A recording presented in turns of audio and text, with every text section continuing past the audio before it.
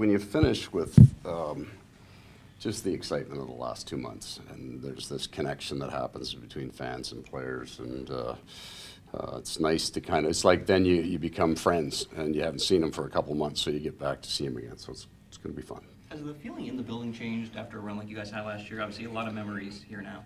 I thought it built during the year, right? There was a pretty significant change in style of game, and you want to play a game that your fans can love, and certainly we can love a wide open offensive game, but I think the fans here resonated with how hard this team played, and you can enjoy those because they're usually heavy games. There's usually lots of emotion in them because they're physical. And then we have to rebuild it because we got a different group, right? We have new players in here, so we kind of have to reinvest with that and constantly give our fans a reason to kind of cheer and come out and watch us play. The fans are friends you haven't seen in a while. What are the Leafs tonight? You know what? Opponents, I think rivalries are built in the playoffs. They're not divisional or conference, but if you get into there's no way to play a series with Toronto and not have it be an event, right? There's just so much coverage and so much scrutiny put on everything. So there'll be an extra energy in this for us with Toronto, Boston, and Carolina. It'll be a different year in these series for sure. And that picture of Gudas after game, I mean that's going to live on for quite a while. Yeah. Right? Probably with different emotions. We just thought it was kind of funny. He's just such an emotional guy, and it was his barbaric yelp. People in Toronto probably didn't appreciate it the same way that we did, so we'll see it again, I'm sure. Right, it's a poster here, and it's kind of it's different. Well, one has dart marks in it. Yeah. You guys were able to do it in the playoffs. I know a little bit of a different group, but how do you contain Austin Matthews in a similar fashion that you did? I don't think we ever really talk about being able to because the numbers suggest that nobody can over a period of time. He's going to get his. He's going to drive that play, and then we have players on our team that need to get theirs. So you match it as much as you can. You do your best to shut it down, but it can't be your sole focus because we have players here that we need to get on the offense and do the same thing. I mean, you guys added 2 new players to the power play, and you talked a little bit on when you're on the road and how big of an adjustment is that. I mean, what have you seen so far, and what kind of adjustments need to be made? Yeah, not a whole lot. We've had 2 that we didn't like because we thought we were slow, and then other than that, we're good with it. I'm careful about measuring things in a 3-game block. Clearly, there are certain parts of the game that you can watch and say, "Oh, we got to get better there. We're not where we need to be." The puck going in the net isn't always the proof that you're doing the right things.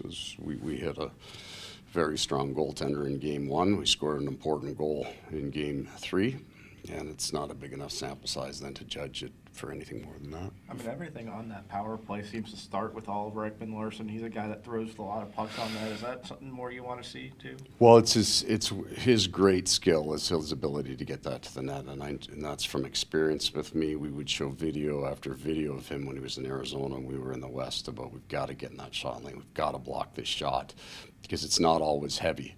But yet we still couldn't do it, and there's a reason. That's his great ability is to find that little bit of his deception. It won't go to the net if it shouldn't. He doesn't get an awful lot blocked, and then if you have good players around it, the threat from the top has kind of disappeared over the years.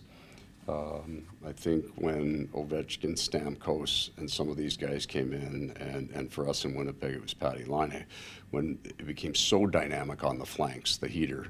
The guy at the top stopped shooting the puck. Even we had a player like Dustin Byfuglien who wouldn't shoot the puck very much anymore because the shooters were on the flanks. Being able to put a player in there that's a threat up top, it can be really valuable now. We have good shooters on the flanks for sure because it's another element that you have to protect against. Well, you mentioned that series against Toronto is an event with everything that comes with it. Yeah. What do you remember the most about that series and how you guys got through it? That series was the start of us suffering some injuries that were starting to mount on us, and it was the thing I remember the most. I think was walking into after Game 3 and watching Sam Bennett trying to take his shoulder pads off, and he really couldn't. And the story at that point was Toronto had figured a way to shut the Bennett line down, and we were just happy he was in the lineup, and we needed other people to step up and play. So I remember kind of the small things, starting to watch these guys, what they were willing to go through. We were banged up even then, and still playing. Does that help the group coming into this year to know what it takes? Because sometimes Yeah. you think you do, but you don't.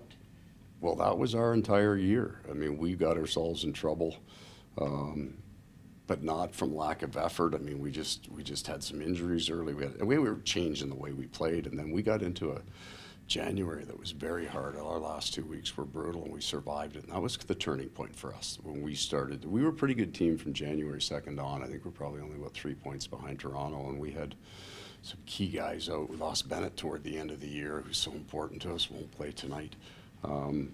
But I would agree that that may be the most important takeaway, everybody understanding now the physical pain and then the commitment in the playoffs that's demanded. You guys had a road, coming off your road trip with the highs and lows, obviously. What do you want to see tonight, just coming off that trip in terms of positivity and out of your team? I think we've got 5 really strong periods and maybe 5.5. And I think in the last, the Jersey's a very dynamic team, lots of skill, lots of speed. I think they're similar to Toronto in that top 6 and even into that top 9 can beat you on a play. They've got players that alone can beat you. So I really liked our structure in that game. I thought we were fast and we defended very well, and offense came when it came, so that's what I'm looking for. Any lineup changes tonight? None. And goaltender? Yeah, Bob. So same lineup. Correct. Awesome, thank you. Everybody's good.